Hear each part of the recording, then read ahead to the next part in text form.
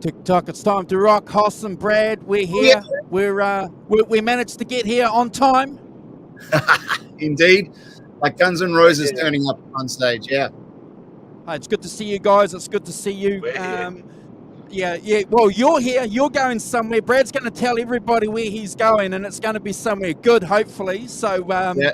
we'll let him pass that on. But guys, we're streaming on our Twitter account and a couple of Facebook groups. If you're watching over there, say hello. If anybody in the chat wants us to support their channel on our community page, let us know too. We'll do that. And if you guys haven't already checked out our community page, go and have a look at the channels on there and subscribe to all those channels on our community page. Show them some support. Tell them that the 5150s sent you over there, and everybody will be happy because we're sharing everything, Hoss. Yes, absolutely. And it's wonderful to see so many people in the chat. And Brendan B Squared, it's great to see you too, fella. So yeah, thanks. I'll do a shout out a little bit later. Brad, you're coming to us virtually from your car, right? So I was saying before in the green I'm driving room. Yeah, go on. No, I'm driving. I didn't want to miss the show, but I'm here. You can't see me, but hopefully you can hear me okay. We can hear you, brother. You're like, just like a brain in a jar, like in Mars Attacks, just talking to us through the screen. It's good. It's good. I'm looking forward to this show, guys. The guest, a lot of people know who the guest is, obviously, because it's on our show card. But this guy, I'm especially looking forward to throwing a couple of questions at. He's developing, Hoss and Brad, a reputation amongst our community as an authority on EVH. Now he'll be what's the word? He'll be humbled. He'll be humbled. He wouldn't see himself as an authority, but we mean that sincerely, because my dealings, Hoss and Brad, with Neil have been nothing but fantastic, and he's been on a couple of shows already that we've had, especially the EVH tribute show and our Christmas show, Hoss and Brad. And Brad and I were on a Fruitcake Tony show with him, so we're especially lucky. Fruitcake Tony, his boss, allowed him to jump on and spend a bit of time with us. Thank you, Tony. Yeah, absolutely. And you're right, Andrew. Neil is absolutely one of the most humble and awesome human beings that I have come to know, and I'm fortunate enough to call him a friend now. We sort of met virtually online, just like this actually is how we first came across each other. And I might save that for a little bit later when we get him on. I can tell a bit of how we met and how it all came to be. Awesome. So shall we get this handsome fella in the show so that he can say hi to everybody? What do you reckon? Absolutely. We need a third face down on the screen here. Yeah. Bring him in. No offense, Brad. Look, Neil Daly. Okay. How are Neil you, brother? Daly. Boy, I have to turn around and look to see if you guys. That was quite an incredible intro. I'm I'm humbled by it. Thank you for your kind words. I hope you're talking about me. No, we are, brother. We definitely are talking about you. And thanks for joining us. It's going to be fun. I mean, even you and I, as much as we chat, on Insta and stuff, we haven't really caught up properly for a little while now. And there's been a lot happening in your world. Yeah. If I could take just a quick moment just to give you guys a little update. So as Simon, as you know, and Andrew, Brad, you guys are aware, I've been in Los Angeles. I've been based in Los Angeles for about 30 years, and my career in all things entertainment. I've been an actor. I've been a songwriter. I played in bands. I've done everything in the entertainment industry, and a situation arose recently. For lack of a better term, without getting into it, opportunities have presented themselves back where I'm from, which is Chicago. So in the Midwest, where I've come back to be closer to family, as well as my father and I are trying to work out a deal to expand the business. and go, I'm working on getting another space, and I've got a new repair shop that I'm looking at working with as well. And then I just have more room, and the cost of living is down. Gas price is cheaper here. So yeah, right. long story short, Theo, everything is gravy, except I've really got to get used to the cold. That's the hard part. Yeah, absolutely. And you sent me a picture just the other day of how cold it was, and just looking at the picture made me cold. In fact, for all the Aussies and the UK people tuning in, how cold it is exactly is pretty much almost as cold as the Winter Olympics that are happening now, which is minus 12 degrees Celsius. Yep. And that was just at whatever time of day it was you took that picture. I'm sure it even gets a little bit below that, but that's cold, really cold. Yeah, it's the most heartbreaking thing about it was I left LA just about 10 days ago. Drove the entire way. I left LA 85 degrees and sunny, beach day, perfect, early, and showed up here about a week later.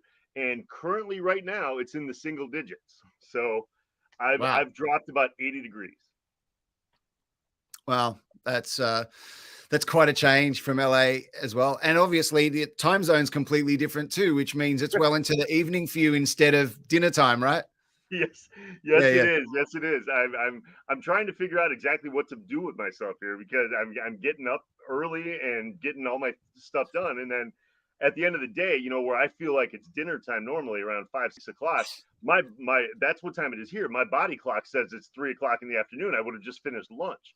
So scheduling this show right now, I got to admit, the last 2 hours, I've just been pacing around drinking coffee, being like, can we go? Can we go?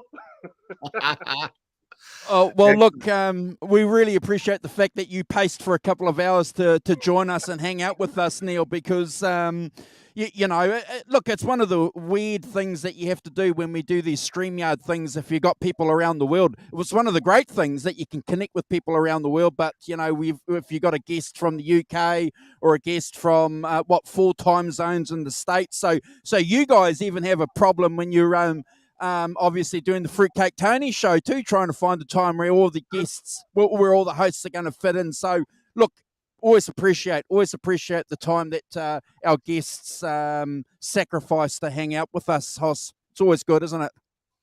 Yeah, and there's no greater sacrifice than someone that tunes in at this time in the UK. And we know we've got Charmaine and a few other people in there. And if I'm not mistaken, it's 3:30 a.m. And I don't know about everyone else, but 1 a.m. I can stay up that late, no problem. 5 a.m. I could probably set the alarm and wake up, no problem at that time, and put a coffee on. But 3:30 is right in the middle. Oh man, that's just rotten. So for anyone in the UK, if someone in the chat will tell me if I'm right that it's 3:30 a.m. But well done, that is an effort. So thank you. It's funny that you mentioned the time zone thing, Andrew. I think back to your epic, monstrous the EVH tribute show around Christmas time, and when you guys I think you guys went on about 8 hours, something like that. I think that was pretty amazing, because I stepped out, went and had a bite, took a nap, came back, you guys were still going. I wanted to log back in at the end. It was you kind of encompassed just about every possible time zone that could want to watch the show. You covered it all. Thank you, bro. And that's why Hoss and I and Brad decided that we were going to do something to allow at least the people that joined us in the chat an opportunity to hang out and talk about Eddie, because he was such an important part of our lives. And Hoss was there from the start. And I got to tell you, bro, that 8 hours went quickly. Before we knew it, Hoss, it was over. It was just, it was controlled chaos, but it was great. That's exactly right. It really did fly way more than you would think it would. But I guess when you're talking with friends, and of course you've got all these new friends that you've met from around the world in the chat as well, and because it goes for 8 hours, obviously not everyone is there for the whole time. It feels like an open house barbecue where people are just sort of coming and going in shifts, and that's what keeps it flowing and so much fun. And of course, if you've got the subject of Eddie Van Halen at the core of the whole thing, which unites us all, I mean, there's pretty easy to talk 8 hours just on that alone, let alone when you're interacting with people and friends. So yeah, lots of fun. Yeah, Simon, I The- think I don't remember the show exactly. It might have been that one, or it might have even been one of your recent ranking the track shows. But I think you put it pretty succinctly when you said it's this type of stuff is like this equates to hanging out at a bar talking to a bunch of your mates about these type of things, and people can kind of come into the conversation, and then other people can lead the conversation, like as if you were at a bar or at a party kind of thing. That's what this feels like. Absolutely. Yeah. That's exactly right. It's a really good way of putting it. I don't know if I said it exactly like that, Neil, but I think you put it better, because that's really what it feels like. No, it's what it feels like. Some people can only stay at the bar till, 10 o'clock, and then some people are there till midnight. And so you get this kind of constantly evolving group of people, and it's great. It means I can tell all the same jokes like 3 times. Yeah. There's another thread that joins us together too, guys, and you'll see there we've got a banner up there, Fruitcake Tony. So if anyone isn't aware, Neil is a co-host on Fruitcake Tony's show. So I'm going to put a link there to Fruitcake Tony in the chat. Please subscribe to Fruitcake Tony and his crew over there. Fruitcake Tony does Show Me the Pick show as well. He's a great guy, got some great co-hosts. Neil's there. Check them out, please. Yeah, Tony also graciously gave me clearance to do your show tonight, provided that I send him my residual checks from this episode. Brilliant. Brilliant. But, Tony's live in the chat, and he asked a really good question too, which I will come back to. So Tony, I saw your question, and it's a great one. We'll come back to it as we go. Yeah. And Fruitcake Tony's like the Godfather, he's the Godfather. Yes, he is. Yes, he is. He made me an offer I couldn't refuse. Yeah. And actually, while we're talking about people asking questions in the chat, Neil, obviously, I've got a keyboard here too and can reply in text in the chat sometimes, but I find that like a little bit distracting. So, but we're definitely looking at the question. So if you really want us to touch on something and we've kind of haven't seen it, or we've skipped over it, then please ask it again and we'll definitely get to it. So, yeah, no problems. Yeah. And Andrew up there, I can't. I can't see the chat because I'm driving, so I'm just intently listening. Yeah. And Brad, by the way, your mum says hello. So there you go. So Ellen is in the chat. Hey, Ellen. And there you go. There you go. Hold on. And Andrew is like all-seeing God up there, and there's nothing in the chat he misses. So if me and Neil and Brad miss it, Andrew will be on top of it. You can rest assured, Yeah, fantastic. Well, speaking of the chat, maybe now's a good time for me to just kind of roll call some shout outs, and then please do. You can take over, Andrew, and ask some of your burning questions to Neil, and then maybe I'll touch on how Neil and I first met for anyone that doesn't know, and how it came to be that Neil built me my very own beautiful 5150 guitar. Sounds good. All right, beautiful. Well, we've got Sandra in the chat. Hey, Sonia, Claudio, Joe Ocopinti, who, if anyone doesn't know, is the if Neil is the guy that built my Ferrari, Joe is the guy that tunes my Ferrari. So he's my local guy here in Ringwood, Melbourne, and at Guitar House, and does all my guitar work. So hey, Joe, thanks for joining in, brother. Joe also knows that I owe him a debt of gratitude. So hey, Joe.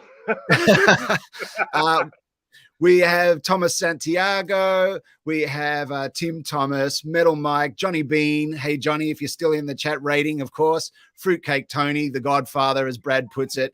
Ed, Teresa. We got Robert Ranford, Kelly, the illustrious John ZD351, who helps us out heaps here on the channel, and has also become a really, really good friend. Thank you, John. Gretch Zeppelin, who's always here with us. Hey, buddy. Nelson Rodriguez. We've got Charmaine in London at 3:30 a.m. We've got Brendan B. Squared, who builds his own little things, which we can touch on later. So, Brendan, good to see you. And, of course, Brad's mum, Ellen. How you doing, Ellen? I also saw Adam Roach just popped up a second ago too. So I just saw. Hey, Adam, how you doing, brother? Yeah, Sorry, hey, Adam, good to see you, buddy. I didn't see you till just now. There you go. Yeah, beautiful. Good crowd. Well, Good crowd. Love all you people. So happy to be a part of it with lots of watchers tonight. Oh, and we got Awesome. Ryan, and we got Ryan Daly, who's just joined in as well. Hey, Ryan. Oh God. That happens to be a brother of mine. So Oh, there you go. yeah. Yeah, that crazy kid's dealing with his own snowstorm on the East Coast out in Vermont. So Oh, really? Okay. And yeah. is that about similar temperatures to where you are, Neil? Yeah, it's about the same. Normally I would say that he's a little more rural. So I would say that he's probably usually gets the worst of the snow. Right. But right now, this is about as cold as Chicago gets. So I think we're both kind of battling for bragging rights. Yeah, right. So the temperature ends up being about the same, but where he is gets worse snow. Yeah, plenty. He's on the East Coast by up by between Boston or north of Boston. So he gets buried in snow. Yeah. And shout out to Leo Safko, who's just joined in. Sorry, Leo, I missed you before, but thanks for jumping in. Awesome. Well, Andrew, why don't you, if you've got a couple of beginning questions, fire yeah, away. Yeah. Sorry about that. Sorry about the break there in transmission, ladies and gentlemen. Hey, look, Neil. One of the burning questions that we always ask when we meet somebody that loves a band that we love is like, how did you discover the band? It's a fundamental question. It's one that I know that you would have told on your show with Fruitcake Tony a few times, but we can't move anywhere without you telling us. You can give us any version of the story you want, how you discovered the reason why we are doing our shows, how you discovered EVH. Please tell us. Kick it away, brother. You got it, man. I actually remember exactly where I was and when the whole thing happened. I was junior high school. I was just learning to pick up the guitar. My dad had always played the guitar, always had a guitar in the house, always noodled. And I was the kid that walked around and kind of strummed the tennis racket and pretended I was a guitar player and that kind of thing, jumping around. But ironically, I remember from my earliest days when other kids, and I'm talking like elementary age school, primary school kids, everybody would, when you were interested in music, you emulated the singer. That's what you knew. That was what was in front of everybody. I was one of the first people that I knew, at least, that actually wanted to, I looked at the guitar players and I would walk around with that. I didn't want to lip sync the songs. I wanted to go like this and stuff. So that's kind of, so my interest in guitar was born early on. And then it was, I apologize to some of the people out there. This may sound like blasphemy, but I was probably too young to really discover the David Lee Roth era. I knew who they were. I remember the Jump video. I remember the Panama video, and you guys did a great ranking the tracks show from 1984. And I remember those things. And I had the VCR queued up for MTV because whenever the Panama video came on, you got about 5 seconds of the airplane flying in. So I would always have time to run in and hit record before the song kicked in. So I remember that. But I think my love for the band was probably right when the 5150 album and tour kind of kicked off, because MTV was all over it, which is ironic because they didn't release an official video from that album, as you guys talked about like 2 weeks ago. But everything about that, MTV followed the band around. They did a rockumentary called Unleashed. They had all this stuff, and there was all this stuff about the band going on tour and all that. And that was when I kind of started to pay attention. I was like, hey, I think Eddie's got a new guitar, because I remembered the guitar from the Jump video, which we all know now is the Frankenstrat. Yep. I remember then, all of a sudden, then I'm seeing, and I probably, maybe I noticed it in the Panama video. Maybe I noticed the Hot for Teacher video was a different guitar, but I don't think it really registered until I saw all this backstage footage from the 5150 tour. And I was like, that's a different guitar. I don't remember that one. And I loved it. I loved the banana headstock. I loved the curve of it, the shape of it. And so coinciding with that whole year, 1986, I then joined my first band. And For the record, we were terrible, god awful. Nobody could really play, but we were junior high kids. Like there's few. Simon's probably the only kid that was great in junior high. So I because I had officially joined a band, and so I could use that as leverage. I finally talked my dad into saying, "Hey, let's take me to the Guitar Center in Chicago, and let's buy me a guitar." And because the deal was all along, if I wasn't taking lessons or I wasn't in a band, he was not going to support it. If I was taking lessons and I was in a band, he would say, "Okay, I'll get you your first guitar." So we went there, and I remember that day, first of all, being in awe of how big a Guitar Center was. First time ever there. And Yep. of course, they're showing me the Fender Strats and the Gibson Les Pauls and all this stuff. And my eye was locked on Kramer. I went straight to the Kramer wall. And I remember, and this is how meticulous I was even at that age, of noticing details, because I remember noticing that no Kramers had maple fretboards. They were all rosewood. And Right. that bothered me. And this is like the Guitar Center people there, the guys that worked there didn't even know what I was talking about. They were like, "Oh, there's Wow. probably maple ones around here," and Kramer wasn't making them yet. That was the thing that Eddie kind of instituted. But I remember, right. yeah. So I finally, my dad kept saying, "Are you sure you want to do this? This is kind of, don't get a guitar because it's trendy. Get the best sounding guitar that." You can't go wrong with a Strat. You can't go wrong with a Fender and all this stuff. And I was like, in my head, I'm thinking, I can't even play the damn thing. Give me the one that looks like what I want it to look like. And that's kind of what it came down to. So I got a Kramer Striker. I remember that was the first one that I got, and brought it home. And within a couple of weeks, the band that we played in, I was playing Ain't Talking About Love, and I was playing, I think, Everybody Wants Some.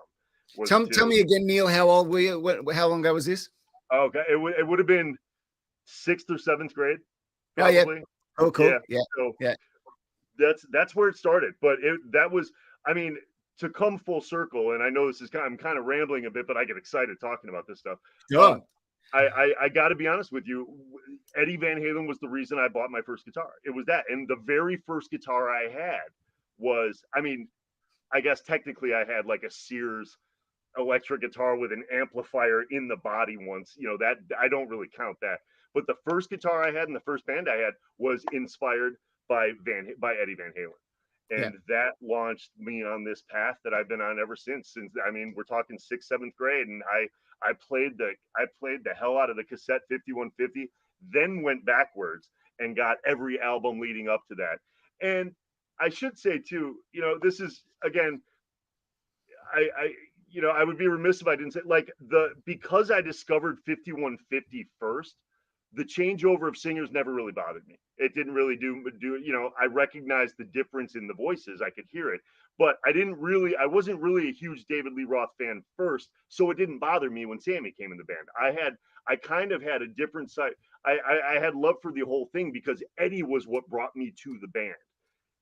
Anybody could have sang those songs as far as I was concerned at that age. All I cared about was what was this guy doing on the fretboard. That was what I cared about. Yeah, so that's actually, can I interrupt you, brother? Because actually, I'm done. You've probably heard me say this in the past as well, but you and I share that in common because I was fortunate enough that my first introduction to Van Halen was with both the David Lee Roth stuff on a mixtape, but also with some 5150 stuff. And so the thing that brought me to it as well was Eddie and just the overall kind of band and the flamboyance and that sound just, punching out of the speakers. Like it never even occurred to me to care like which singer I liked more. So, but I also totally understand that if I was a bit older and had spent, like 6 or 7 years buying the albums from like Van Halen 1 in 1978, and then all of a sudden had to deal with a singer change, especially, of course, when you're dealing with the singer is David Lee Roth, such a huge part of the personality of that band. I can see that I probably would have had a real problem with that, actually. So I consider myself so lucky, like you, that my first impression was with a mix of both singers. And I'll be forever grateful for that, actually, because that internal dialogue of which era do I like better just never even occurs to me, Yep. Me too. And to piggyback on that and kind of put like a neat little footnote on that, Here's how lucky I was with the timing of that. One of my current best friends is 2 years older than me, and he discovered 1984 Diver Down in 1984 before 5150, so before I did, just 2 years older than me, and he had a big problem with Sammy, whereas I, just because of that weird pocket I fell into, I embraced it all and never really got into the debate thing, whereas he was always, oh man, I can't believe they did that, I'm going to boycott the band, I don't want to listen to it and all this stuff. And it was just a 2-year window, so I fell right in the pocket, right in the sweet spot. Wow, isn't that amazing that just the difference that even 2 years makes? That's wonderful, brother. And look, I also like to just quickly interrupt if I can. I'm just noticing in the chat that I'd like to say this now for the people that are still here live in the chat that are asking about Neil. It's probably my fault for not introducing him as an awesome guy, but maybe not perhaps like the thing that I know him for. Now, Neil, as we all know now, is a songwriter and a guitarist and an actor and all these things in his own right. But the thing that I know him for, which is I'm sure what most of you Van Halen fans are going to really be interested in, is Neil makes Van Halen replica guitars that are second to none. And I happen to have one, which I will, of course, show and tell later. And in fact, we had some audio of me recording it because I'm preparing, for anyone that doesn't know, a Van Halen show here in Melbourne in a couple of months. And one of the things that I'm going to be doing is playing the Live Without Annette guitar solo, note for note, all 12 minutes of it. And so I've been preparing that, and I've been recording it here in my studio with my Plexi Diamond and all of that stuff. And I've been, of course, doing it with Neil's guitar that he built me. We had some audio of that, which I was really, really hoping that you could hear, but I just came up with a solution for everyone live in the chat that really wants to hear how incredible this guitar sounds. I'm going to throw the audio of it up on my YouTube channel, and what I'll do is I'll just use some pictures of Neil's gallery and all his guitars and stuff as like sort of like a screensaver type thing over the audio. And that way, even just after this show, I'll do it straight away. So anyone that wants to hear it immediately, like today or tonight, wherever you are, then you can hear it straight away. So I think that'll be a good solution for that. And what we can do before we get into the guitar building part of the show, we can play that short intro that we did a couple of weeks ago. So how about we play that, because I think that's got a couple of cool bits of that guitar, Hoss. We'll play that now. Yeah, you can play that now for sure. And so for anyone, what you're going to be listening to is the sound of Neil's 5150 guitar that he built me, which is lurking over my shoulder, which I will pull out in a minute so you guys can have a real close-up look. But yeah, go for it, Andrew. Hello, babe.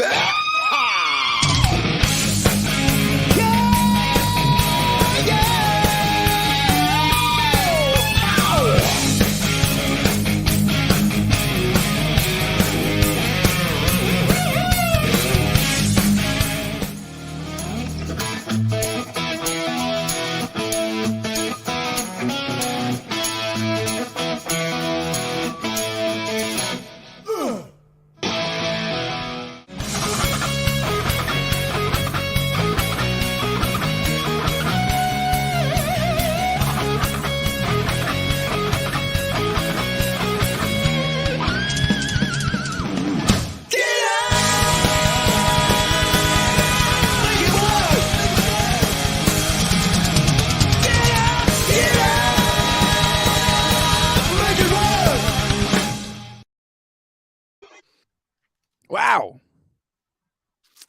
Sounds good. Sounds good. I don't know if it was playing properly for everyone else. For me, it was an issue, but maybe it was just me. It was skipping. There were a lot of skips in it. Yeah. Okay. Very good. I can hear it here, sitting back listening. Okay, very cool. Right. Yeah. You get the gist of it, though. And Adam Roach was just asking in the comments, is the gig still scheduled for April 15 here in Melbourne? Yes, it is. April 15. Yeah, it sounded fine here too, Adam. Yep, sounded fine. and it looked good. So yeah, everyone else is saying that it looked good, Hoss. So that's the most important thing. That is definitely the most important thing, and tells me I need to change my Wi-Fi provider. Maybe me too. Yeah. Excellent. Really good. And well, why don't I'd like to just ask you a couple of other little things about your background, if I could, Neil, first, and then I'll give everyone a close-up look at the guitar that you built for me. How about that?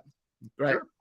Sure. So you were saying, obviously, at the end of your elementary school is when you kind of like saw Van Halen and went to Guitar Center and all of that. But was that close to when you started playing, or were you playing much earlier than that?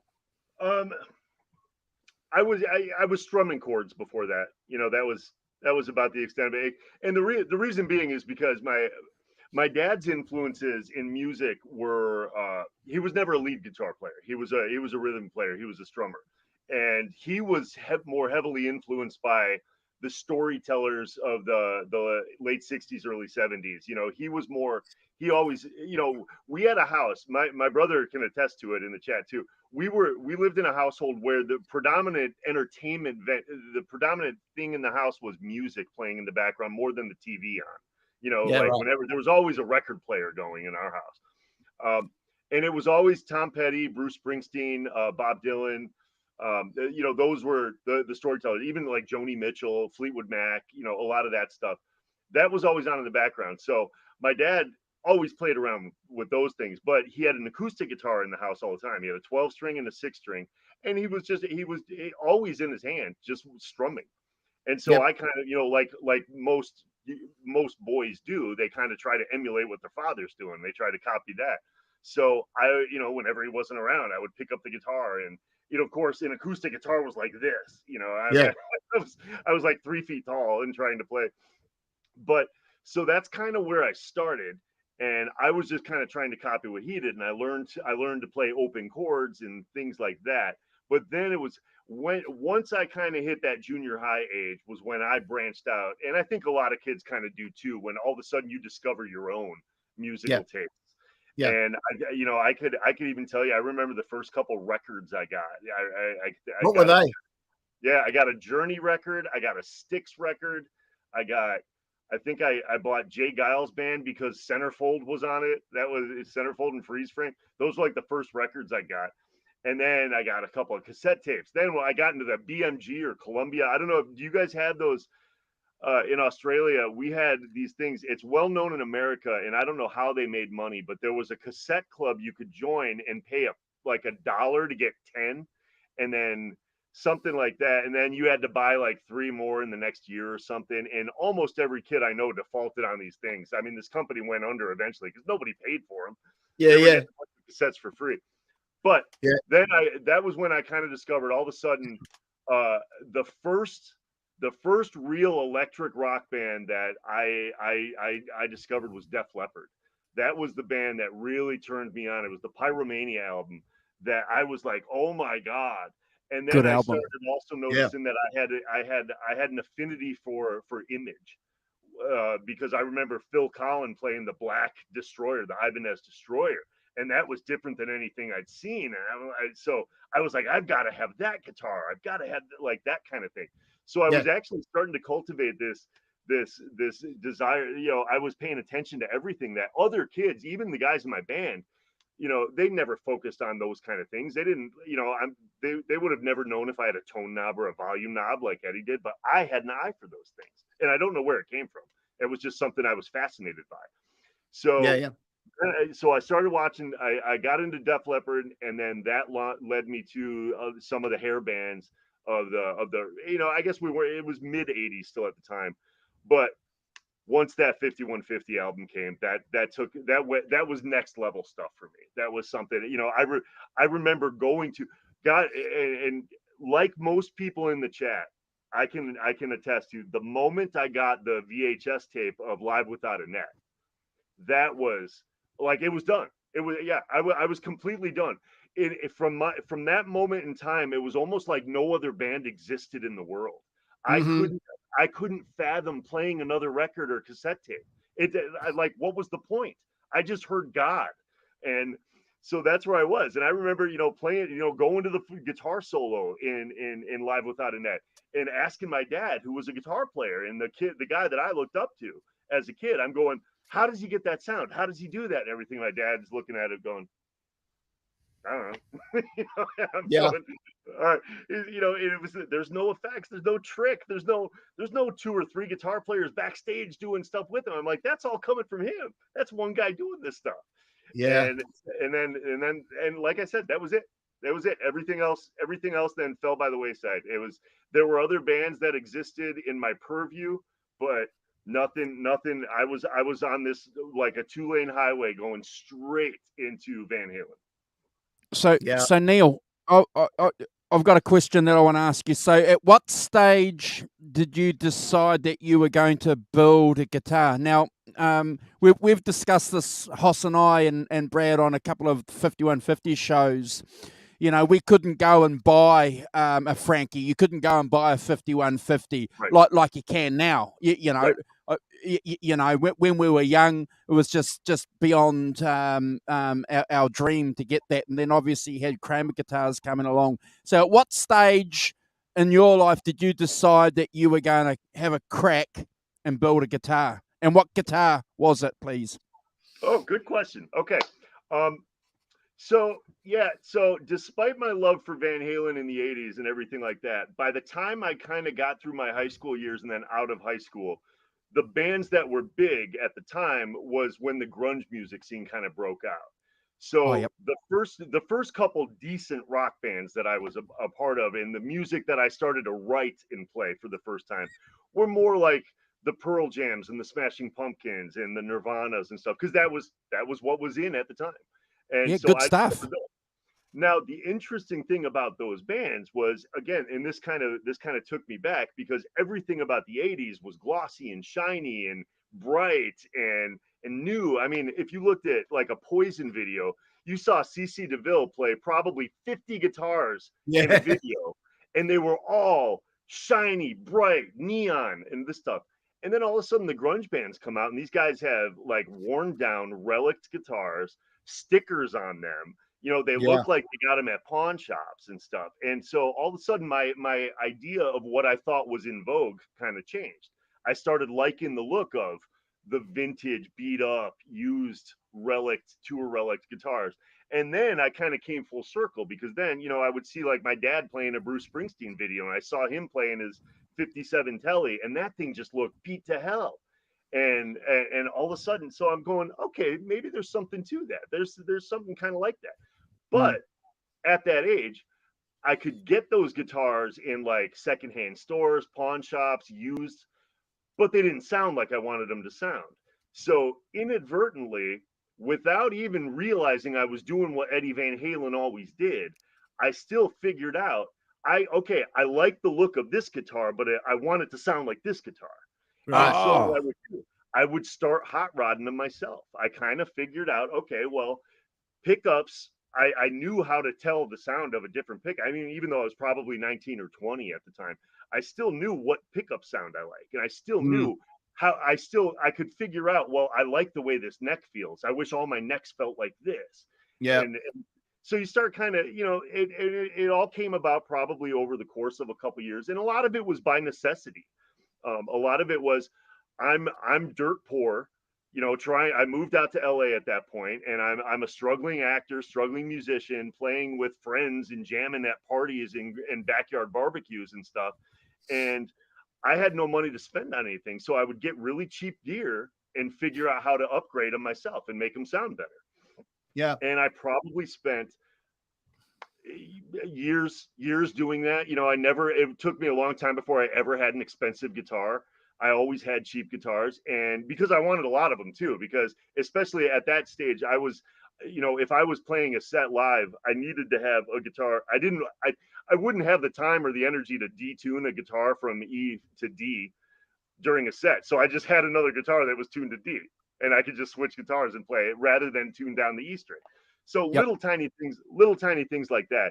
So, but that's when I started to pay attention then to, wow, an expensive pickup really does make a difference though. And then, I would, a nice nice tuners, because this was I wasn't playing Floyd Roses at the time. So I would be like, okay, well, tuners really make a difference, and there are certain things, but you can get that stuff anyway. Long story. I know I'm kind of going on. To put it bluntly, I figured out that I could put about $100 into $100 guitar and make it sound like $1,000 guitar, and that kind of thing. And that's kind of when I decided, okay, I'm gonna just start doing this for me. So fast forward then. Before you go on, Neil. So roughly when would that have been? How old were you when you started doing that? In my early 20s. Yeah, cool. Yeah, early 20s. And also too, and here's another thing too that's kind of funny. Again, out of necessity, I didn't have a lot of money to spend on fancy effects and effects pedals and stuff. And the funny thing was, the bands that I liked, like I'll throw this out, like for example, Billy Corgan, the lead singer of the Smashing Pumpkins, his effects pedal rig was monstrous on stage.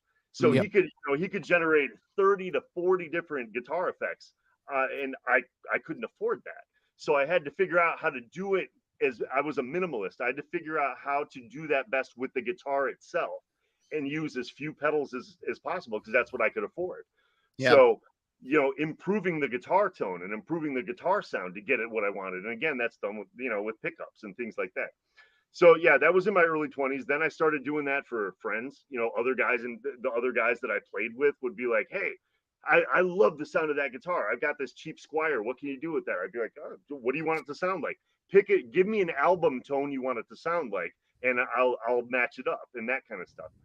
Yeah. And so I started doing that for a long time. So finally, to come back to Andrew's question,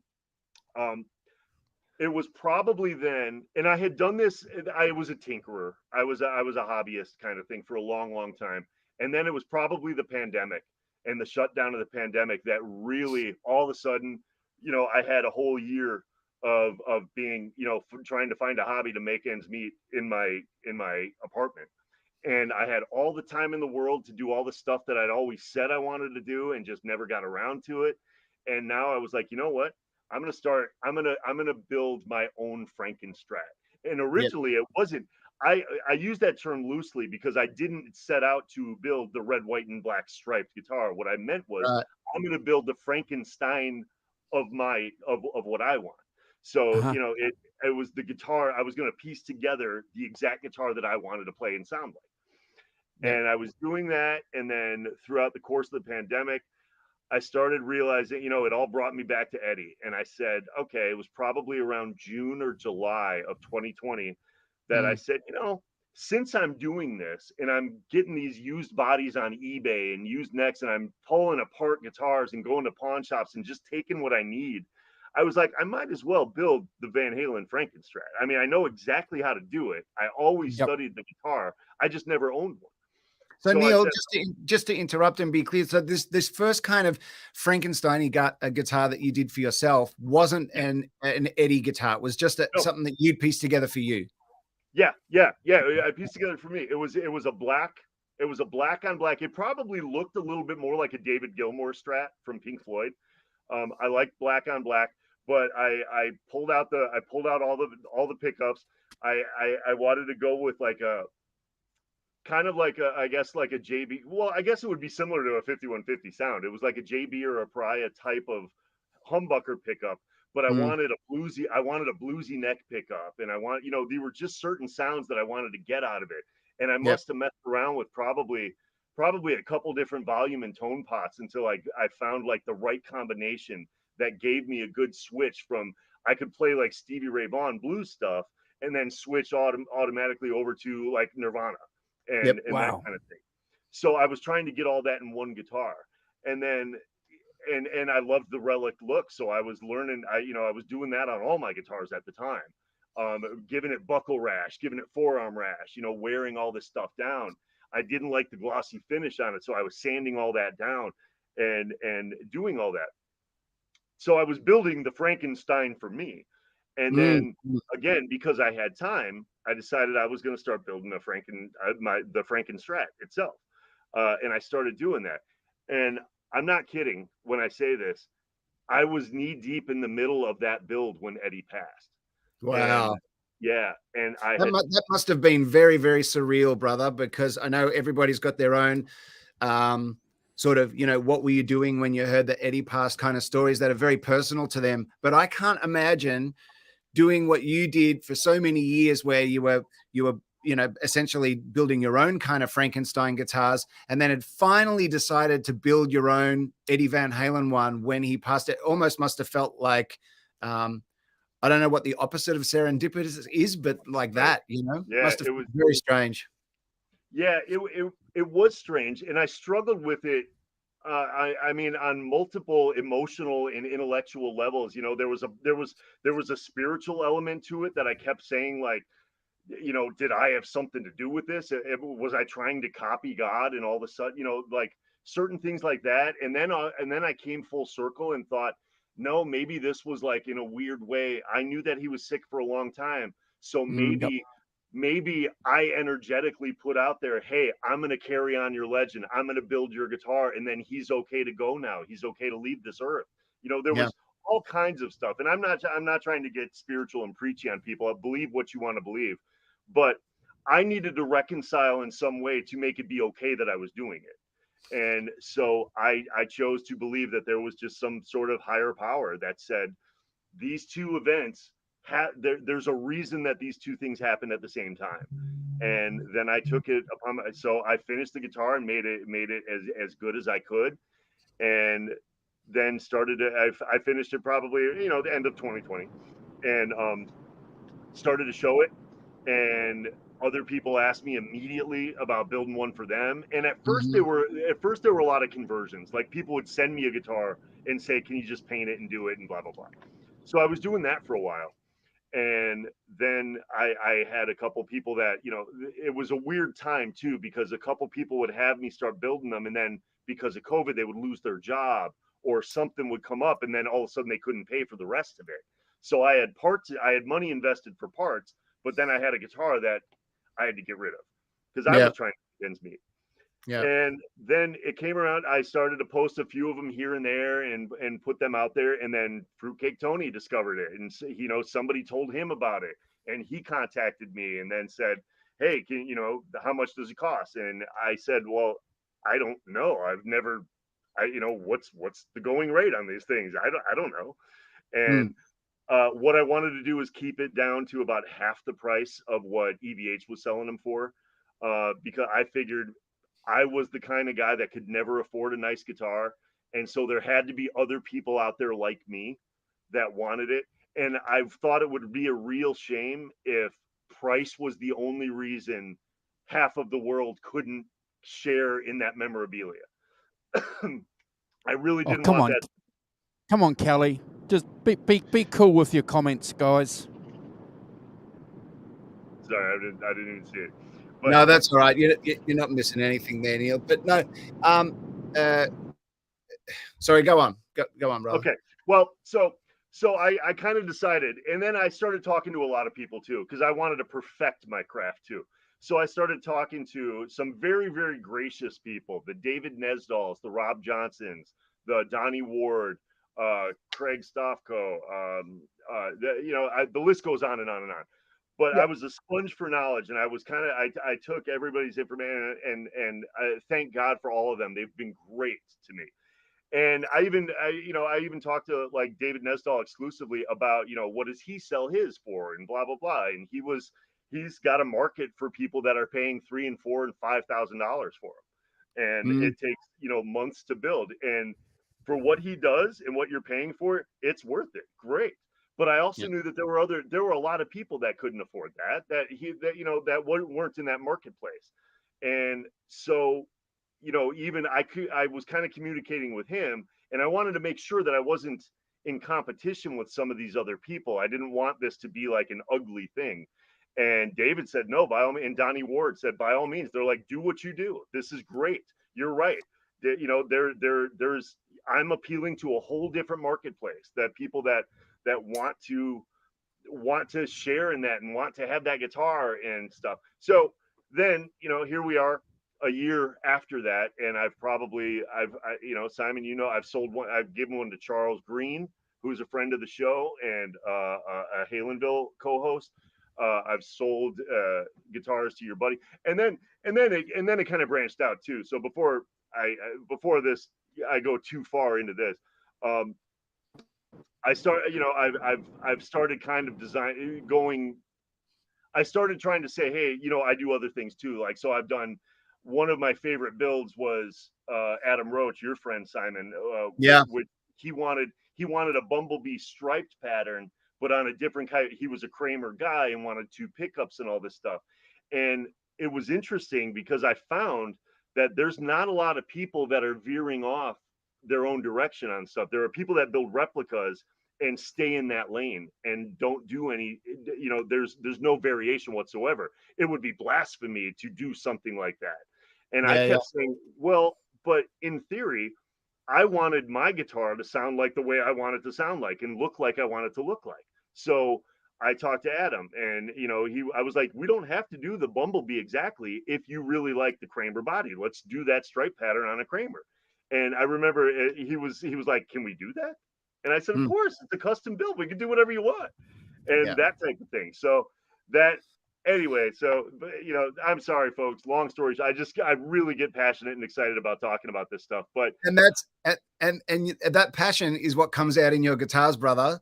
So when you finish in a minute, I want to actually emphasize a couple of the points you've already touched on, but instead of from your point of view, from my point of view as the recipient of the guitar. So well, then let me just wrap this part of my segment up by saying, so Simon got in touch with me. I believe it was through Bent Tom, who, prayers to Tom. He's recovering right now.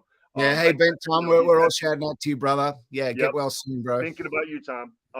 He put me in touch with Simon, and he was like, hey, I know this guy. Have you seen the Van Halen guitar show in Melbourne and everything? I was like, yeah, I actually have seen that. He goes, that guy wants to talk to you. And I'm going, really? Okay. And then you and I stayed in touch. And then, the one thing, I'm going to use you as an example, Simon. I don't mean to do this to embarrass you or anything, but I've become friends with everybody I've built guitars for. I've really taken it's I'm not spitting them out like a factory. That's not who I am. That's, I'm building these things, and we stay. I wanted to make sure you got the exact guitar you wanted, and I do this with everybody. But what do you think about this? What do you think about that? One of the fun parts about the build for me, a custom build, is getting having these conversations as it's going along. And maybe you want to change the pickup. Maybe you want to test out a couple of things. What kind of tuners do you want? What's the neck radius that you feel most comfortable with? A lot of people when they're buying guitars, they don't even think about that stuff. And I'm going, there are people that have small hands. There are people that are buying guitars for their kids and things like that. And so I'm making sure that they're custom for them. And the friendships and the relationships I've developed from everybody, aside from the testimonials of my clients, which I'm humble when I say this, that they've been fantastic. I mean, people have really said wonderful things about my builds, and I appreciate that. But I stay in touch with them long after the build's done. And, I always want to know, like, hey, how's it going? How's it playing? People are like, oh, I can't put it down, and that kind of thing. And, I take pride in that. That's something I'm really, really happy about. I want people to get the joy out of playing the guitar that I got building it. Yeah. Look, and I agree with you. One of the great things about being a guitar player, guys, is that I'm a guitar player. I don't have the patience, Neil and Hoss, to build a guitar. I know what I can do and what I can't do. I'd love to. Don't get me wrong. So I always take my hat off, guys, to anybody who's built an EVH tribute guitar. And, one of the great things about being in this community is we see a lot of these guitars, and we know a lot of these guys and girls who have done this. And we get blown away by some of the work that they do. But what I like especially about what you offer with your service, Neil, is that you can talk to people and you say to people, look, I bought a guitar according to your wallet. So do you want something, at this price point or that price point? That's great. That's fantastic. When you mentioned that on, I think, the Fruitcake Tony show, when I was watching it one day, I thought, fantastic, because a lot of us don't get that option. You just go and buy a guitar and here it is and pay the cash and bugger off. But, the good thing with you dealing with people is that you can say, well, what do you want?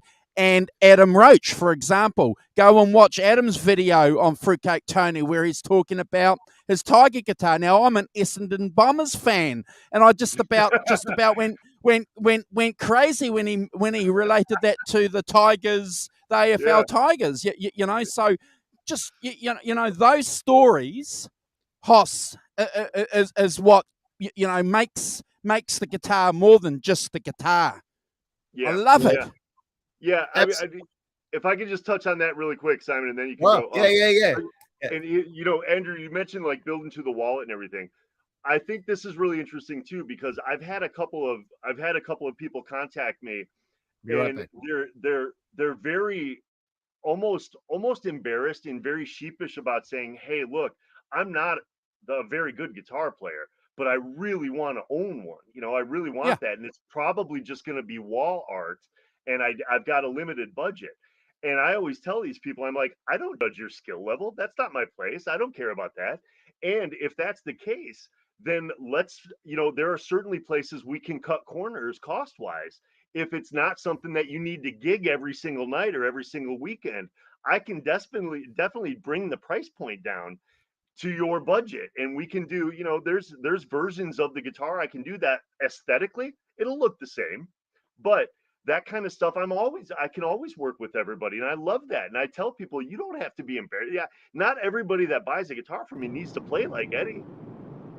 Oh, well, the big example that I want to illustrate, Neil, that you did for Hoss is you got him the period piece for his 5150 Floyd Rose. You dug and found that out. Now, my 5150 is an EVH. Doesn't have that. It's got a German Floyd Rose that I've swapped out. It's got brass tuners, which I've swapped out with the black ones to make it a little bit closer.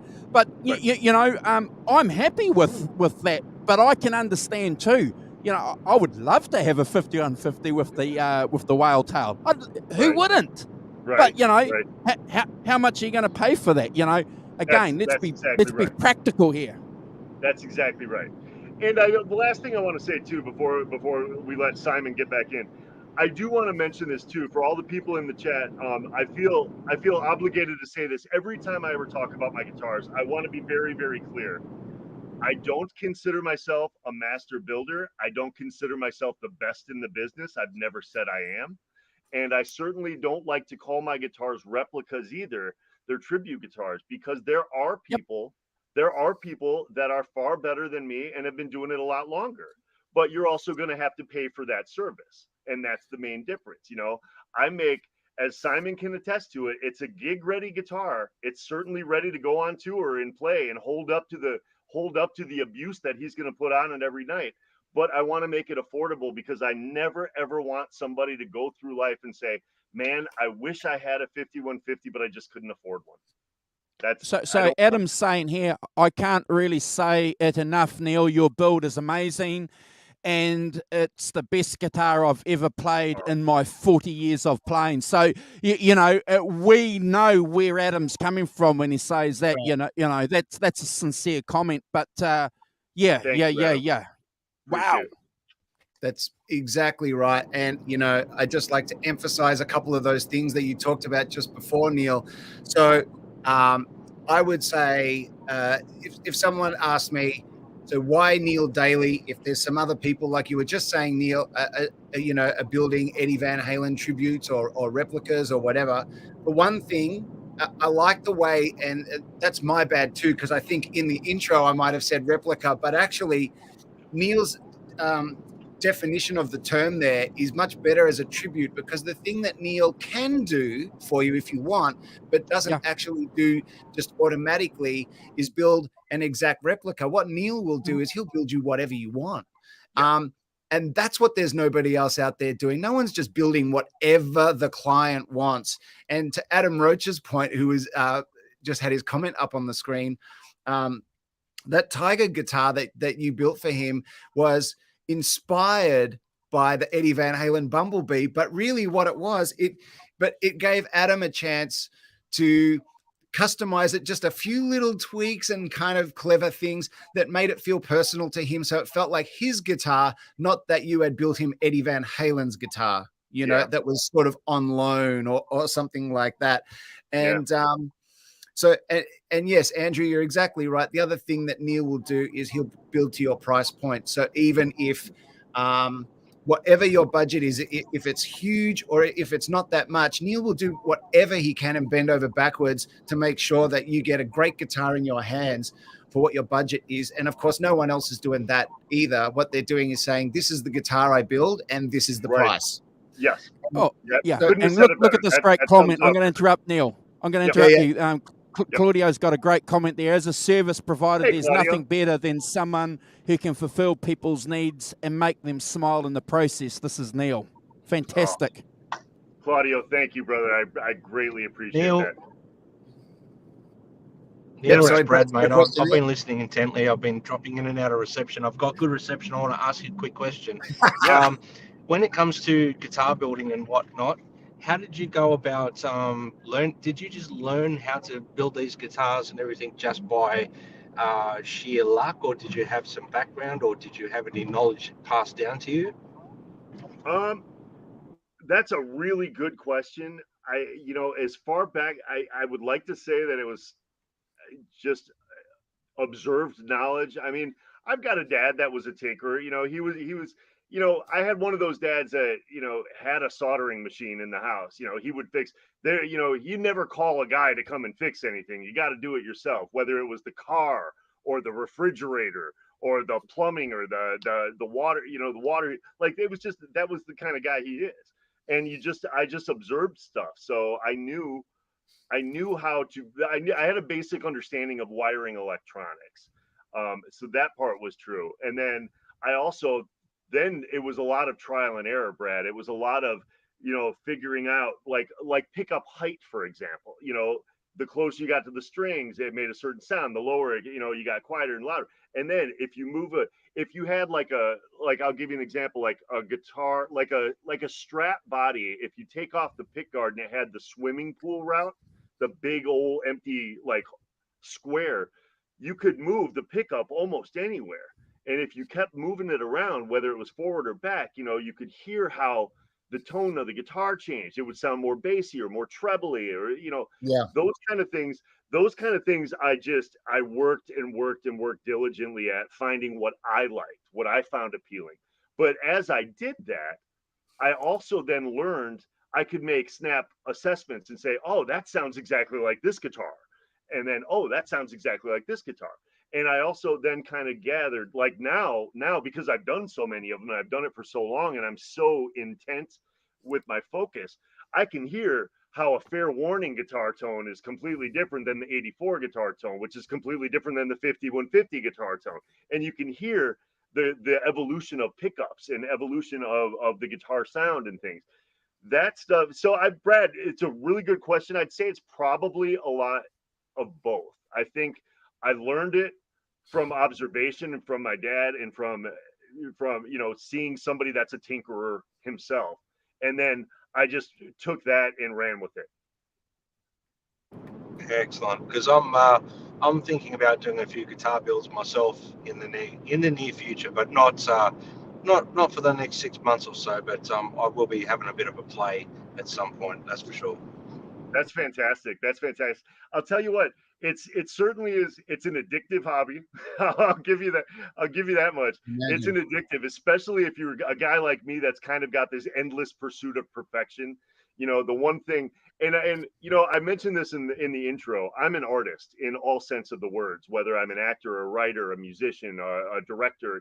Of all things, and now I'm a painter and a guitar builder. Everything is art to me. It's all about the creation of some sort of form of entertainment. What I've learned a long, long time ago is that you'll never master anything. You'll never ever master any endless. You have to love the journey. You have to be in love with the process. And if you don't, if you're waiting for the ends to justify the means, you'll never get there. You'll never be satisfied, I should say. But if you enjoy the process as an artist and you love the art itself, you love the art form, and you know that you'll never be perfect. Oh my God, it's so freeing, and so it's the greatest feeling in the world. That's awesome. Yeah, that's awesome. And I'd just like to say also that that apart from, you were talking before about, Neil, how you'll build to whatever budget somebody's got, but the other thing that Neil will do, he has no ego in whatever that particular thing is that you want. We were talking about Adam's guitar, which Adam wanted some touches that made it not exactly like Ed's Bumblebee. And the other thing is, so, you know, you can't get that anywhere. Sure, you can buy an EVH guitar, but the problem is it's built in a factory by several different people, and it's one price, but also it's brand new. And when Neil and I first talked about the idea of getting him to build me a 5150 guitar, I wanted specific. Neil, you started off by saying when you saw Live Without Annette, how it just changed your life. Well, I think I can speak for a lot of us when I say seeing that video changed mine as well. And so when Neil and I got chatting first, of course, he said, look, what do you want? I can basically do anything that you want. So just tell me and we'll get it happening. I have a stash, Ed. Yeah, and you remember, right? And I almost felt bad because I in my mind, I knew I could tell you anything and you would do it for me. And I almost wanted to use that opportunity. I wanted to do something completely unique to me, you know? Yeah. Like if gold was my favorite color, I want a gold guitar, whatever. But I couldn't do it because the guitar that I grew up as a 12-year-old boy dreaming about was the exact 5150 Kramer with the banana headstock and all those things that you were talking about, Neil. And I wanted that. And then Neil said to me, well, do you just want it to look like that, but be brand new since I'm making it for you brand new? Or do you want it to actually look like the one that Ed's playing in the video? So the paint is worn in the same places. It's got scratches in the same places. It's got little bits of where, you know, he's been taking gaffer tape off it. And I said, you know what? There's nothing else you could ever say to me that's going to trump that. I said, please build me the guitar that Ed plays with in the Live Without Annette, complete with every bit of wear from his hands and his forearm on the body and all of that. And so that's what Neil did for me. The idea of holding that kind of a guitar in my hands instead of just buying an EVH one from a factory, which has maybe the same paint lines and the same colors and everything, but looks brand new. I'm not interested in waiting like 10 or 15 years for me to wear it down and make it look played. I wanted it to feel pre-loved, you know. I wanted it to feel like a guitar that had already been loved, and it did as soon as it arrived. And here's the thing that I don't know if anyone's touched on yet. I don't think so. That I'd like to say, it was almost more important to me than any of these other things. It's more important than that Neil can match your budget. It's more important than he can do whatever you want. To me, almost the most important thing, and this is why, you know, I've just fallen in love with Neil as a human being, and we're friends now. I wanted a guitar built by one person with love, you know, because then it doesn't matter what you end up getting back at the end of the day. That is a guitar, an instrument that you're going to make music with that has been painstakingly built by one person, and knowing the home it was going to. It wasn't like you just happened to make them and I bought one of them. It's actually a guitar that somebody's making for you, and they know it when they're making it. And I just think that subconscious thing, I know that's a bit cosmic probably for some people, but for me, knowing that you were building it and know in your mind you're doing it knowing it's for me, that's the greatest gift that I could ever get, you know. And I think that's really, that combined with those other factors and those other elements make it just one of the most special things that you could ever receive, you know. And lastly, so now I'm rambling, to top it all off, to top it all off, then to have it executed so beautifully and have it feel good, like it's a balanced guitar. I'm going to grab it actually so everyone can have a closer look, and also have it sound amazing as well. And that reminds me, because there's some new people in the chat, we were going to play an audio clip of me playing my 5150 guitar through the dimed plexi. 30 minutes after this show goes off air, it'll be up on my YouTube channel, which is just my name.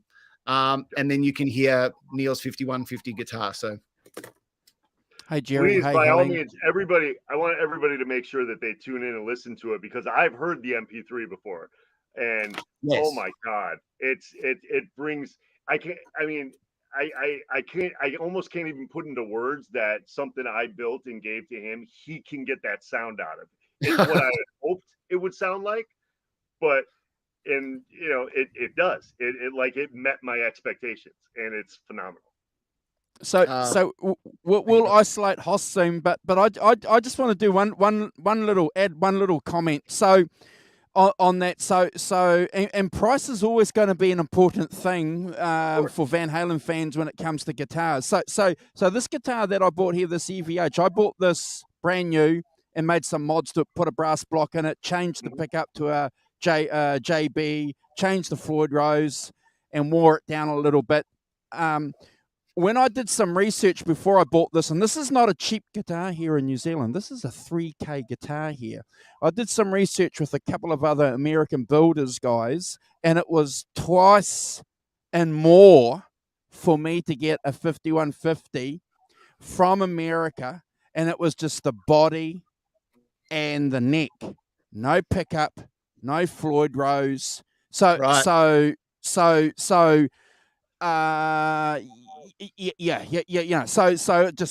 from that perspective, just made it. And when I got this, I think was in 2018. So what am I saying here? Well, one of the great things I suppose about working with Neil, and we're probably rehashing what we've just said for the last half hour, is that Neil rehash it. It's good. Yeah. It's good. Yeah. Neil will work with you. So keep that in mind, because I know other guys that are talking about getting guitars built again. With I know Fruitcake Tony is getting something built. Yes. I'm going to talk to Neil in about 6 months' time about getting a 5150 built too. So I just have to have it. When I saw Hoss's, I'm going to isolate your Hoss, throw that baby up, tell us all about it. Look, and you can see in great detail, like all those little marks where Ed would have had the gaffer tape, where the picks were, and has been taken off. So, what's the pickup in there, brother? This one is a Pariah Pasadena Black, and made by Sean at Pariah Pickups, who makes incredible sounding pickups generally. But boy, his Pasadena series, there's a white one, which is a bit lower output, more like Ed's 78 pickup. Sounds great. This one's higher output. It's about 14K Alnico 2 magnets. And this one, he has graciously done pre-relict for me. So that pickup, it looks like it's being used, but it's brand new, because that's what Sean at Pariah will do, Here's another look at the neck. Sorry. Oh, yes, of course. Look at that. Yeah. And the now, banana headstock. While we're showing the neck, Simon, let's have a fun conversation about the neck. That's beautiful. That's up to you, brother. That's totally up to you. Well, I just want to point this out. This was actually a very interesting story, and it could have been horribly wrong, or it could have gone horribly wrong. But thank Simon being such a wonderful person. So, hey, Nina. Let me just so the original neck that I had put on that guitar was actually tour relics like Eddie's, all haphazard and dirtied up and ugly and whatnot. And I sent that guitar, I shipped it to Simon, and it got lost in transit for a little bit. And both Simon and I were in communication where for about 2 weeks we couldn't locate it. There were no updates anywhere. We couldn't track it down. And this is during COVID, and shipping restrictions were already tight going to Australia anyway. So that's right. We were in a little bit of a panic. Finally, the guitar showed up. And so Simon said, hey, before he goes live and does an unboxing live, he had some sort of instinct, some sort of like a little, thank God. And he said, let's just you and I talk, and let's open it first. And I said, okay, good idea. Let's do it. So he opened it up, and the headstock was broken, and something happened, despite the fact that I packed it as well as I possibly could have. And I would like to interrupt and say that's not just Neil big noting. This thing was packed in about half a ton of bubble wrap. There's no way that it could have been packed any better. So that's correct. So continue. Okay. So the headstock was split. And of course, me being the builder and my name going on it and my reputation, I panicked. And then of course, I'm now Simon's friend. So this just broke my heart. And Simon said, well, I got a guy, Joe, his buddy. He's like, I think maybe we can fix it. Maybe we can work something out. And the next day he talked to Joe and was in the shop and called me from the shop. And I don't know if it was you or I, but one of us remembered Eddie's guitar broke in the exact same spot. Exactly. And we looked up the photos and synced a photo of his. Get out of here. And a photo of Eddie. Then to make matters even more ethereal, we also realized that the transition of the guitar was in transit and lost in space over Eddie's passing. So there was some weird, like this guitar happened. Maybe Eddie broke it. Maybe at some point Eddie said, maybe Eddie Van Halen on another plane of existence said, all right, Simon, you really want an authentic guitar? Here's what I'm going to do for you. And he snapped the headstock and sent it to Simon. So that was just one of those cool things. And again, thank God, I was a nervous wreck during this whole thing. Simon was amazing and understanding and said, don't worry, it's fixable. And then it ended up being for the best, because here's what we did. Simon ended up having his buddy Joe glue it exactly where Eddie's was and fix that neck. But that also gave us both the indication that, well, maybe it wouldn't be a bad idea to have a backup neck anyway, just to have for your tour. And Simon travels all the time. So what we did, I had another neck that I was ready to spit out to him, and he said, can you do me a favor? Just my personal preference, I don't really want, I've got a dirty one, I've got the relic neck, send me a clean looking one. And so I have one of each. And I said, no problem, absolutely fine, that sounds great. Because again, we're building to what Simon wants. It's not about what I want. It's his guitar. So I sent that off to him straight away, and he put that one on. And so now he's got a backup neck for that one whenever he wants. And that neck ended up, he likes it more. It feels better to him. And so everything in a weird way worked out magically. It was just, and so now, here we are a year later where we can both kind of laugh about one of the most fascinating stories that could only happen if that guitar was touched by the hand of Eddie Van Halen. Look, obviously we will never know, but I just choose to see that is really what happened, right? Because I know it's kind of like spiritual and cosmic, but I just love the idea that because over our conversations before you built it, we were saying, no, let's make it exactly like Ed's guitar. It was like you said before, Neil, it was almost like while it was lost, it was actually with Ed up there somewhere. And he was like, listen, this is close, but it's not quite right because mine actually has a crack in the headstock. And so he sent it with the crack, And I've actually got the neck here. Let me show it so everyone can see it. And of course, Joe did a great job gluing it back together. And there's actually, you played it with that neck. You were able to play it with that neck for a little while too. 100%. So it's worth people knowing that the neck is fully functional and playable, just like Ed's when Ed glued his back together. Same thing. So the only reason that I didn't, even though Neil sent me a spare neck, which was unrelicked, it was basically fresh wood, Right. The only reason that I didn't then swap the damaged neck back when it was fixed is because it occurred to me after I'd put the clean neck on that because Neil had relicked the body exactly like the way Ed's looked on the 5150 video, I felt like the body is the way that Ed had it worn, and then the neck was for me to make my marks on. It felt like it was a bit more half and half. So let me grab it. That's awesome. Good night, Ed. Thanks for hanging out with us, brother. Yeah. And by the way, coolest name ever to be in this podcast. Got to say, thanks, Ed. So you can see how the frets, it's just beautifully worn and relicked. And then there's the headstock. Oh my Lord. Yeah.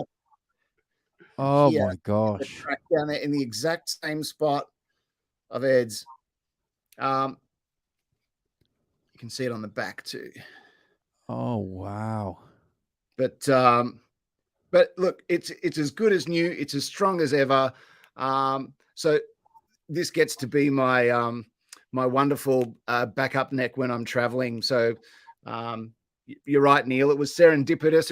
It was always meant to happen.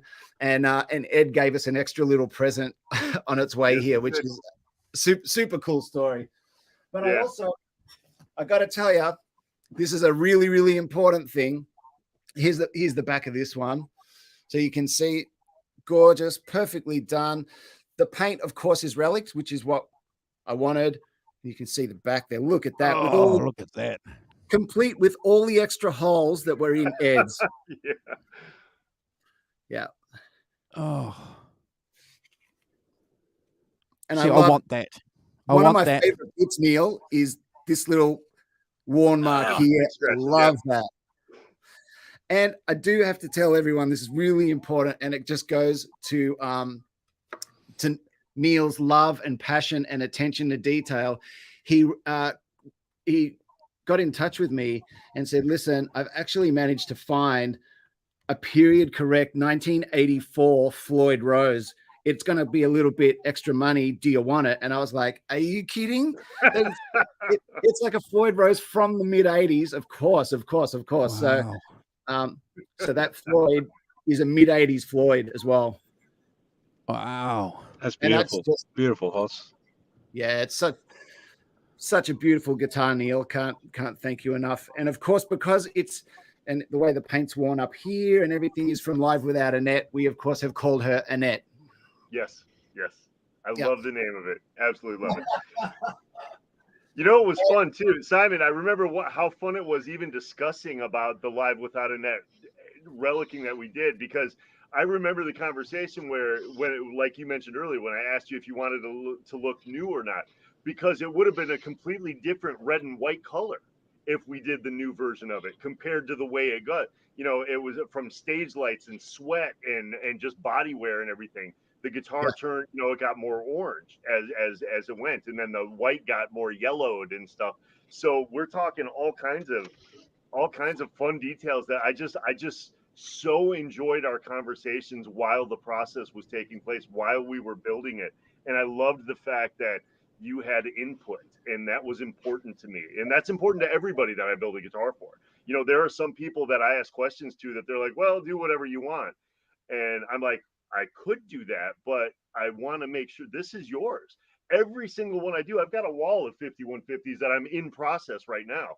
Oh, are they real? I thought that was a green screen. Oh no, these are real bodies. Oh, fantastic!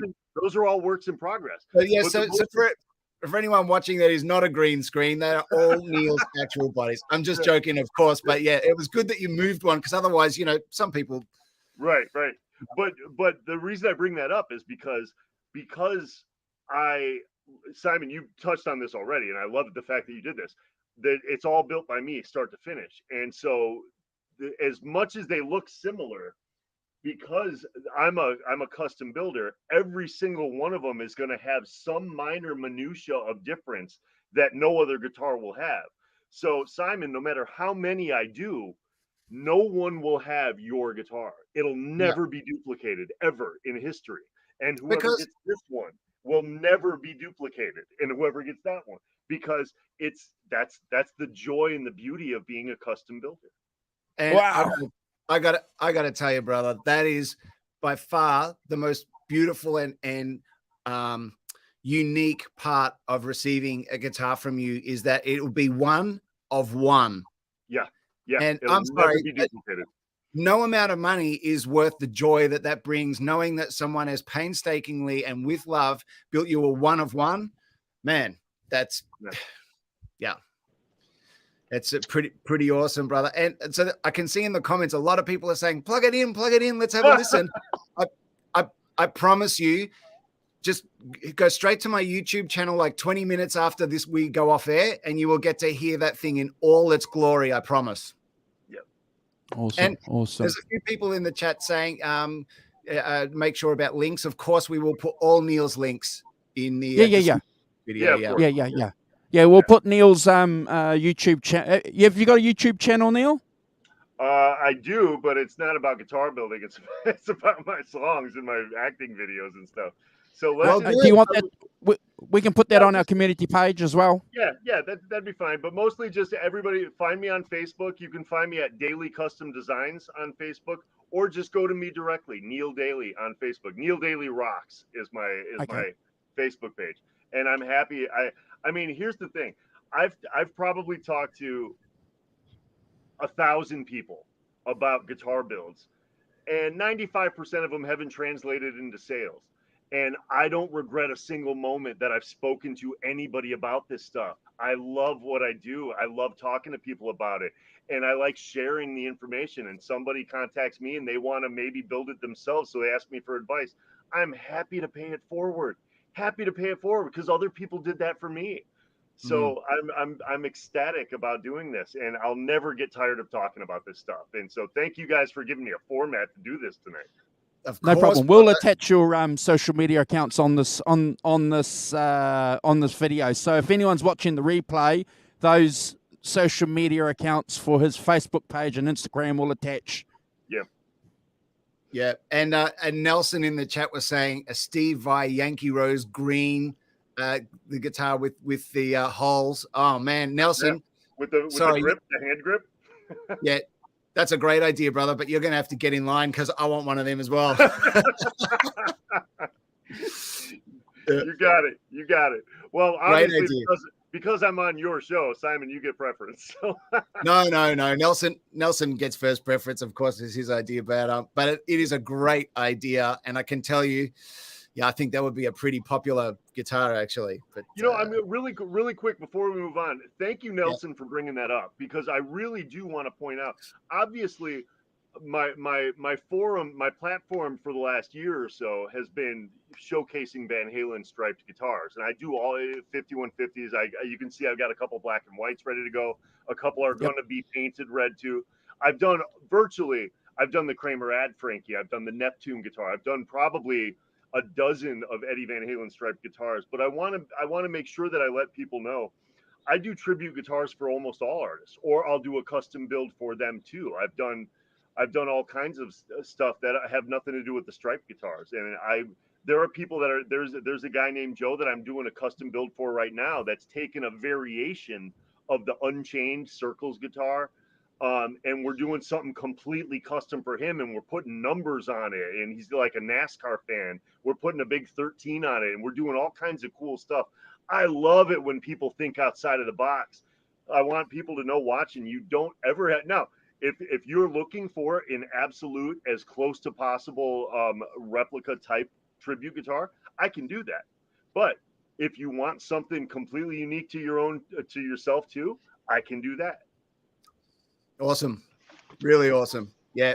Neil will be able to do whatever you need. And that's the beauty of it. It becomes a collaboration between you, Neil, and whoever the recipient of the guitar. And I mean, really what you're getting in that sense, certainly to me, and I was talking about it before about this, just the sheer joy.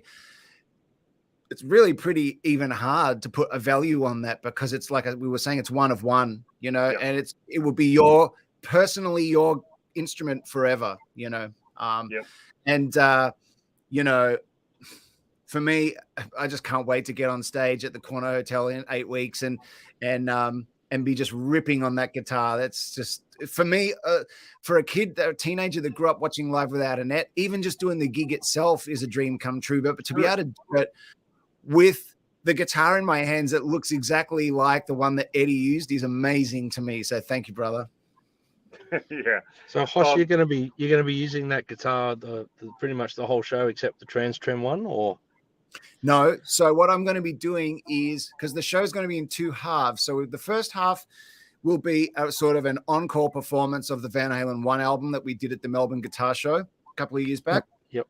And for that, I'm going to be using period correct stuff. So I'm going to be using like a Destroyer for some of the songs, and I'm going to be using like an old zebra striped Strat with a humbucker and a standard trem. Even I'm going to give a crack, which is actually one of Joe Occhipinti's guitars that he built.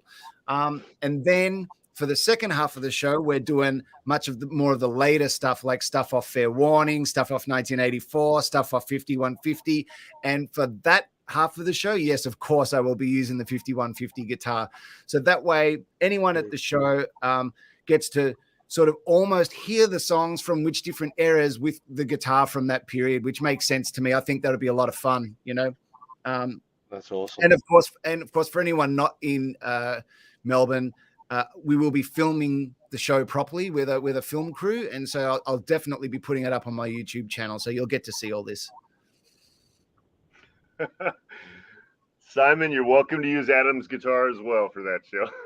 Awesome. Well, Adam, careful what you wish for, brother, because I just might take you up on that. You know, since Adam, thank you for staying with us this whole night. I want to bring up. I'm going to use him as an example again, and I can't talk about how excited I was doing his build as well. But I want to mention this, Simon. You just mentioned a perfect word that I was struggling to find the right word, and you found it: collaboration.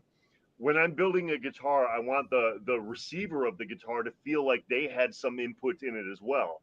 It is a collaboration. You're absolutely right. And of all the elements of Adam's guitar that we worked diligently on for months to get right, my favorite moment was when we decided we could put on the headstock, we could have a font, a water slide decal with the name that he wanted, Tiger, spelled the way he did, named after his kids and the rugby team and everything, and his dog, like everything that we put in that name, and put that on it and do that, because that was a true collaboration. That was Adam getting exactly the guitar he wanted, not buying something off a rack. You know, that just that the name of that on there was something that you could never get anywhere else.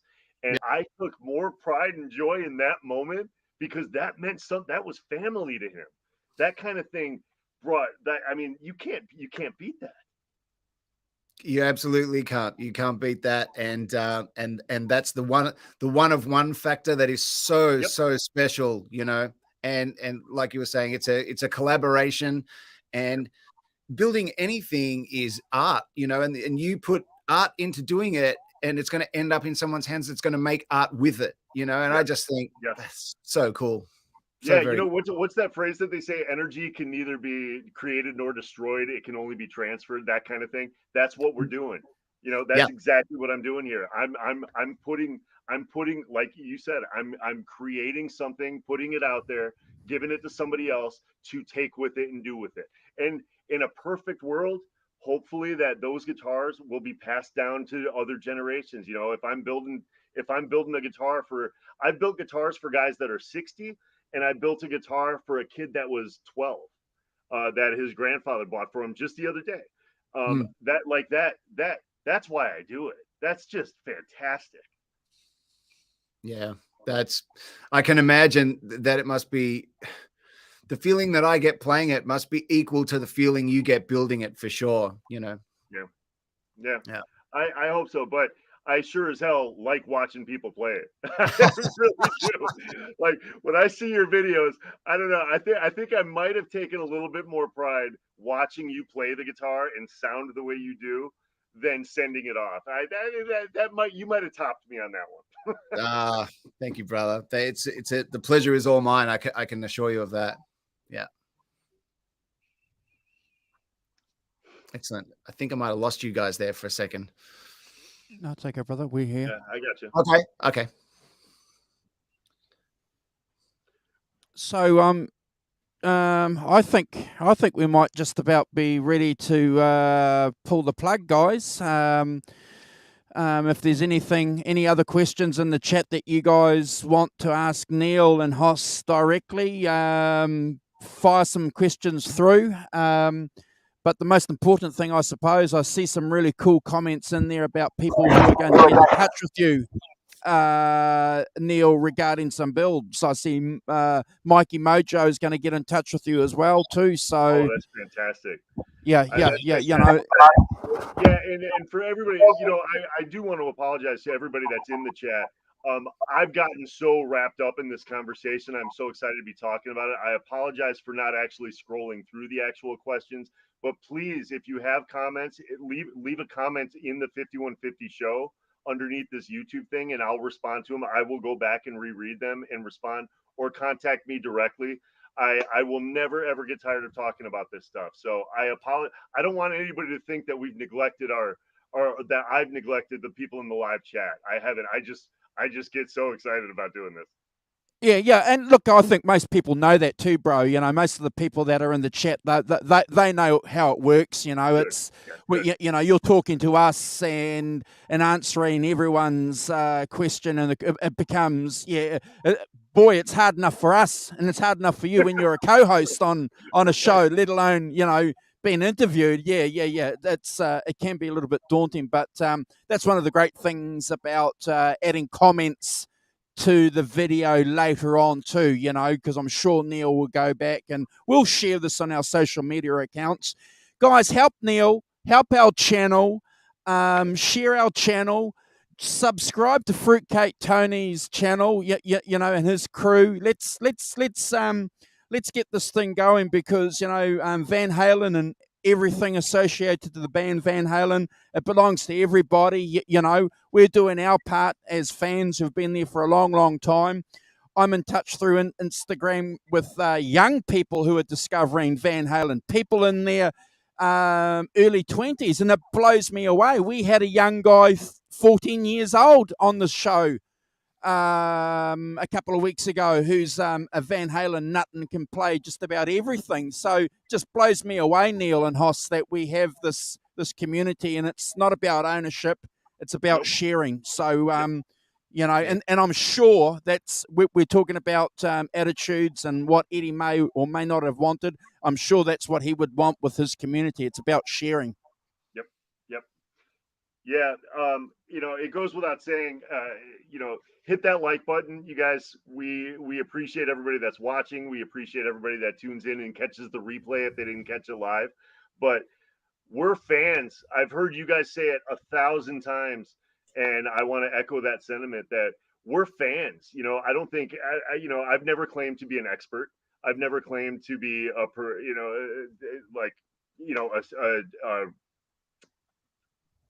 I don't even know what the right word would be, but I'm a fan of this. I mentioned an authority. An authority. Thank you. I've got into this stuff because I was a fan, and I'm still a fan today. And what we do on these type of shows and the other shows that are similar, and when we cross pollinate each other's shows and that type of thing, we're just guys. We're just guys and girls that just love this band and love this gentleman and love the music. And Simon, I could, you and I, the one thing that we absolutely have in common, and Brad as well, is we create the music too. I'm, as a songwriter, I probably, whether or not I even recognize it, my influence in structure and chord progression and melody and lyric, like all this stuff, that stems from the first time I Van Halen. It probably does, whether I even recognize it or not. I guarantee you there's influences in just my lyrical passages. Sure, of course. Yeah. And Sandra was just in the chat saying all roads lead to Van Halen. And, for some of us, that's exactly true. And even if it's subconsciously. Yeah, I think I absolutely agree with that. I think it is subconsciously. From the moment I saw that guitar and went to Guitar Center and bought my Kramer Striker, everything that I've done since then stems from that moment. Had I not seen that live without Annette video, God knows what I would be doing now. But everything that's happened since. Oh, one other thing, guys, before we pull the plug, we spoke about this in the green room. Go and check out Fruitcake Tony's show with Steve Rosen, because we're going to talk about that, guys. So his book is he's taking orders for his book. I've put my order in. The shipping for the book is 3 times the price of the book. but it is what it is. You got to have it. But there's one comment I want to make that we have to remember is Brad Talinsky, Chris Gill, who are great friends of both our channels, and Steve Rosen, who's a great friend of Fruitcake Tony and his crew. Yeah. These guys knew Eddie. So anything that they write's not journalistic, mechanical writing, rehashed articles from Guitar World magazines. That unfortunately, that shit's gonna come. Unfortunately, but these books will always be the Gospels, won't they? Yeah, well said. Yeah, well said. These are written, heartfelt, transcripts and stuff from their friendships. From their friendship with Eddie, as opposed to just someone writing about Eddie, and that's will always give them much more weight and a more heartfelt kind of core to them, So, and I believe Steve's book is going to be a big one, and it's going to be full of the most incredible stuff. So, well worth the shipping, no problem. Yeah. And if I can just add, the last thing I would say about Steve's book as well, from talking to him the other night. I'm ecstatic about the fact that he self-published it, everything he did himself. And the reason he chose to do it that route was because he said he didn't think it would get published without being edited any other way. And he didn't want to have it edited. So the book that he's doing is exactly what he wanted to put out there. And I'm so excited for it. Yep. Exactly. Yeah. That's a really important point too. I'm glad you mentioned that. Yeah. Really, really important. So that's going to be, so anyone hasn't watched that recent Fruitcake Tony show, it's the most recent one on the channel, right? So it's only from Thursday's show. Go and check that out. I've watched that already on the replay. I'm sorry I couldn't be there with you guys live, but that was a killer show. So yeah. Yeah, and the thing about Steve is you get the impression that he could have gone on for another 4 hours too. He totally. I was lucky. I watched it at work. I had to go in the background and listen to it, and there were a couple of things, guys, that I didn't even know, like the fact that he was writing that when Eddie was alive. Just Hoss blew me away, and then it kind of changed. And Neil asked some, one of the questions you asked Neil, did the book change when, which was a great question. Know, 1 minute. Ed's alive, not doing too well, but he's still there, breathing, and then 1 minute he's passed. And how did that affect the way that you negotiated what you were going to do with the book? Great question. And his answer was fantastic. Yes, I'm not going to tell you what he said. You guys can go and watch it. Yeah, go back and watch the show. Yep. Well, more importantly, go get the book. Please, everybody, go get the book. Oh, yeah. Yeah. Go get the book. But of course, if you're in two minds, watching the Fruitcake Tony show from Thursday will definitely convince you. That's everything you'll need to know about the book right there. Yeah. Amen to that. Yeah. All right, guys. I'm going to pass it on to Hoss and give the last words to our guest here. You guys have been awesome in the chat. We had 45, close to 50 people watching the show. We always appreciate that. We're humbled by your support. We're going to keep telling you guys, we're just organic fans. We're just guys hanging out with you guys in the chat, talking music. We're going to keep saying that because that's all we are. We're not authoritative figures or anything like that. We're not encyclopedia guys. We just want to support, music that's close to our hearts and hang out with some cool people. And it's always a pleasure, and we're humbled by it. Hoss. Yeah, look, thank you everyone so much for joining us live. There's been a lot of people here listening, and well-deserved too, because what Neil's doing is very special. And anyone that's never known what it's like to have a guitar completely unique and personalized to them should definitely consider getting in touch with Neil. So thank you, Neil, for joining us. It's been awesome catching up with you properly face-to-face, as always. And just to repeat as well, anyone that wants to check my YouTube channel, which is just Simon Hosford on YouTube, check it in about 30 minutes and you'll be able to hear the exact guitar that you see behind me there. playing the first 4 minutes of Eddie's Live Without Annette solo. And it sounds absolutely gorgeous. So that'll be up in 30 minutes on my YouTube. Let me do some shout outs to all the wonderful people that have joined us. It's been quite the cast of thousands, actually. We've had a Nina, who is going to be getting up and singing Dreams. Minutes Love with the gig. So thanks, Nina, for popping in. We've, of course, got Jerry Pantazis, I saw in the chat, who is the drummer of Fair Warning. We've got Holly Lewis, Helene O'Hara, Chris Hunter, Gary Harb's been in the chat, Christopher Live Sour. Thank you, fella. And thanks for checking out also my Racer X stuff. Yes. Yeah, I love me a bit of old school Racer X too, but that's the 16-year-old in me. But Taylor 315, Stevie 012, Jeff K, Mikey Mojo, hey fella, Michael Richardson, 81 Orange Crush, Amanda Coombs, hey Amanda, saw you in there, Mark Effects, JG, CC, I don't know if that's CC DeVille, I'd like to think so, that would be cool. Speaking about bright pink and yellow poison clips and right. 50 and just quickly, I used to love that too. Seeing the colors and the explosions and the pyrotechnics and the guys sliding down slides onto the stage, I just loved all that stuff. That was I did too. I really did too. And I miss it because where is that now? Now it's all just people shaking their booty. Anyway, Music Therapy Laz, hey Laz, Helen Winter, John Conklin, I saw in the chat, hey John, Arvin Gaunt, Leo Safko, Adam Roach, who of course, thank you Adam, Ryan, your brother Neil, Sandra, Sonia, Claudio, Ellen, Brendan B Squared, Charmaine in the UK at 3:30 a.m. Good effort. Nelson Rodriguez, Rich Zeppelin, John ZD351. Thanks for everything, John, that you do for the channel. Robert Ranford, Teresa, Ed, Fruitcake Tony, Johnny Bean Rated, of course, and Metal Mike, Tim Thomas, Thomas Santiago, and my Ferrari mechanic is not really, I wish I had had a Ferrari mechanic, but who actually is the mechanic of my guitars, Joe Ocapinti. So thank you everyone for joining us.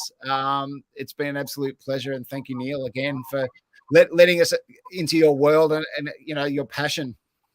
Yeah, you guys, I've said everything that I could possibly say. I can't thank you guys enough. I can't thank all the people in the chat enough for tuning in and watching and asking great questions, and holding me to the task too. And I appreciate you guys giving me this format to do this. I think the last thing I could possibly say is I've always kind of believed that the true measure of a man's character can be defined by the people he keeps around them, his friends, his peers. And I am honored to have some absolutely incredible people in my life that I've met through some of these channels, and through the unfortunate passing of Eddie Van Halen, I've developed some amazing friendships and met some incredible people because of it. So thank you guys for having me on. I consider you guys lifelong friends, and let's keep the dream alive. Let's keep rocking. Thank you, Neil. Look, we consider you a lifelong friend as well. So thank you very much. And, if Ed's passing has done anything, it's brought all of us that didn't even know each other 2 years ago together in this wonderful, warm community. It's really a wonderful thing. Yeah. And we'll get you on. We'll get you on for another show. We're planning something in the background a little bit later on with a couple of other guys. It's going to be, again, 5150 orientated, but Neil's definitely going to come back if he can squeeze it in. But and more than that, if his boss gives him a pass to jump on and hang out with us. They'll keep getting those residuals. Yeah. We're out of here, guys. Are we out of here? Limits. All right. Where are we?